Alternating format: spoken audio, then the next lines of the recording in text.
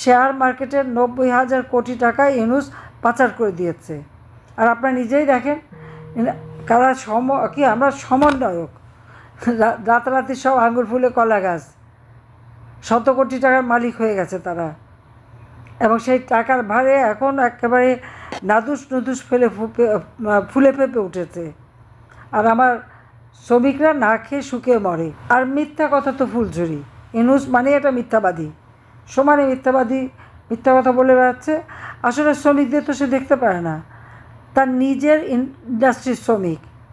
প্রত্যেকটা কোম্পানির লভ্যাংশের 5% শ্রমিক কল্যাণ ফান্ডে দেওয়ার কথা, ইউনূস কোনোদিন দেয়নি। যখন শ্রমিকরা দাবি করলো তাদেরকে চাকরি থেকে বের করে দিল, 99 জনকে একসাথে চাকরি থেকে বের করে দিয়েছিল।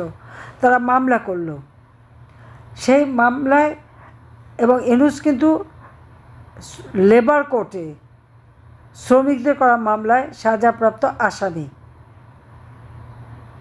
যে একজন শ্রমিকের অর্থ আত্মসাৎ মামলায় সাজাপ্রাপ্ত আসামি লেবার কোর্টে, আজকে সে যখন ক্ষমতায় বসেছে তো শ্রমিকদের কল্যাণে কাজ করবে কেন?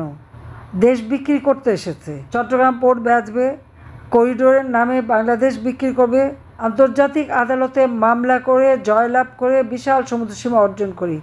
আজকে সেই সমুদ্র এবং আমাদের বাংলাদেশ আজকে লিজ দিচ্ছে, সেখানে অন্য দেশ ঘাঁটি করবে, আমাদের ঘাড়ে চড়ে অন্য দেশ বন্দুক চালাবে।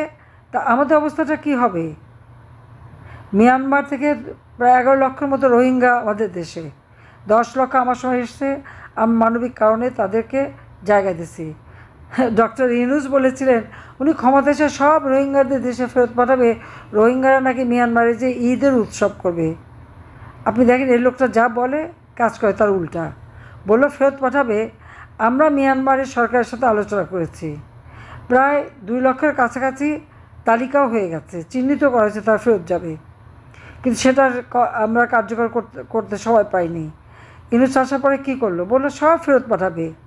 আবার আমরা যে বলছিলাম 1,80,000 সেটাই বললো ফেরত যাবে।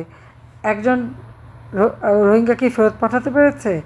পারায় নাই। উল্টো আরও 1.5 লক্ষ রোহিঙ্গা আরও পুনরায় বাংলাদেশে ঢুকেছে তার আমলে। কী জবাব দেবে সে? কথা তো বলে এসেছিল লম্বা লম্বা, কাজের বেলায় তো লবণাঙ্কা। এটা হলো তার চরিত্র। নিজের ভাগ্য করতে আর পয়সা বানাতেই ব্যস্ত। আজকে সারা দেশটাকে শেষ করেছে। একটা ইন্ডাস্ট্রি বন্ধ হওয়া মানে কি?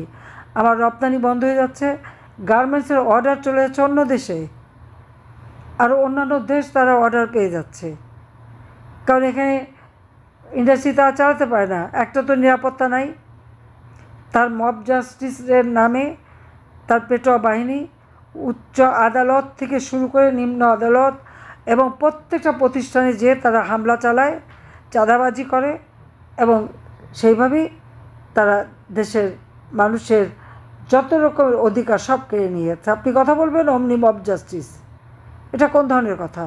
গার্মেন্টস শ্রমিকরা আন্দোলন করলো, গুলি করে 2 জনকে হত্যা করলো।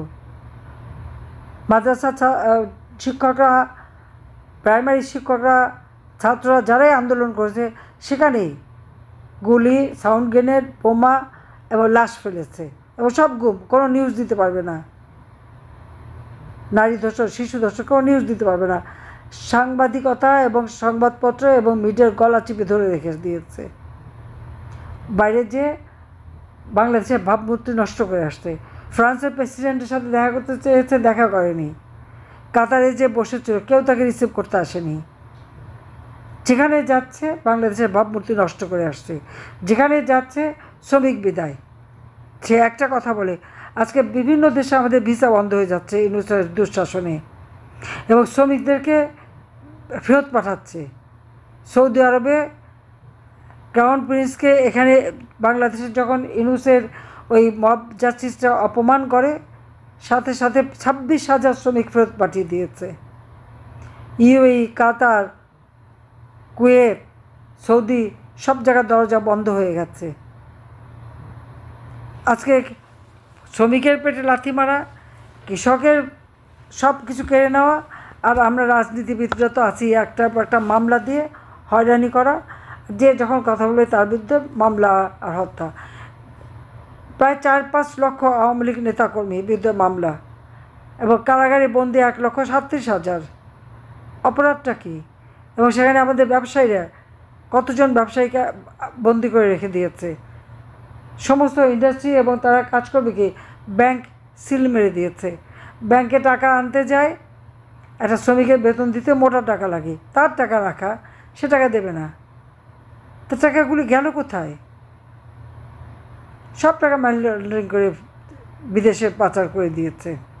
কিন্তু এই অবস্থা, দেশ চলতে পারে না। কোথায় বাংলাদেশ নাকি উনি উন্নতি করে দেবেন, সংস্কার করবেন।